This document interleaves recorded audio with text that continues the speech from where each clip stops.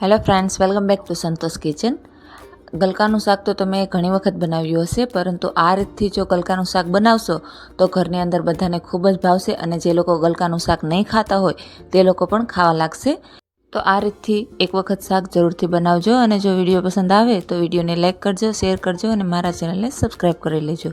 તો અહીંયા સૌથી પહેલાં મેં ગલકા છે તેની છાલ ઉતારી અને એકદમ ઝીણા એવા કાપી લીધા છે. પછી એક કુકરની અંદર આપણે તેલ છે તે ગરમ કરવા માટે રાખી દઈશું. અહીંયા તેલ થોડું એવું વધારે લેવાનું છે.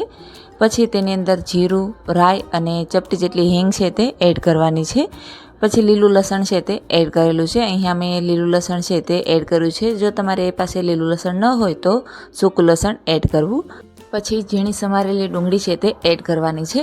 બધું છે તેને એકદમ સારી રીતે મિક્સ કરી દઈશું. 1 થી 1.5 મિનિટ માટે આપણે તેને ચડવા દઈશું. પછી આપણે તેની અંદર ટમાટર છે તે એડ કરવાના છે. અહીંયા મેં 1 ટમેટું છે તે કાપી અને નાખેલું છે. બધું ફરીથી મિક્સ કરી લઈશું અને હવે આપણે તેની અંદર મસાલા છે તે એડ કરવાના છે. તો અહીંયા મેં 1 ટેબલસ્પૂન જેટલી હળદર, 1 ટેબલસ્પૂન જેટલું ધાણા જીરું, થોડો એવો ગરમ મસાલો છે તે એડ કરીશું. પછી આપણે લાલ મરચું પાવડર છે તે એડ કરવાનું છે. અહીંયા મેં કાશ્મીરી લાલ મરચું પાવડર છે તે એડ કરેલું છે. પછી સ્વાદ અનુસાર મીઠું છે તે એડ કરી અને બધું એકદમ સારી રીતે મિક્સ કરી લઈશું.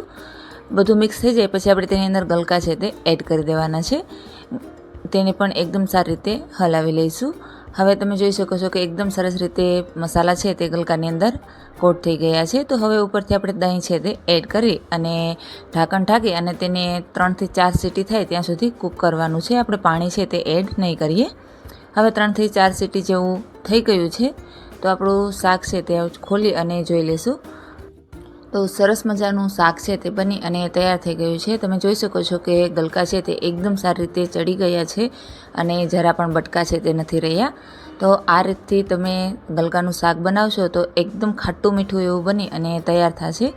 તો હવે જ્યારે પણ ગલકાનું શાક બનાવો તો આ રીતથી એક વખત જરૂર ટ્રાય કરજો અને વિડીયો પસંદ આવે તો લાઈક કરજો.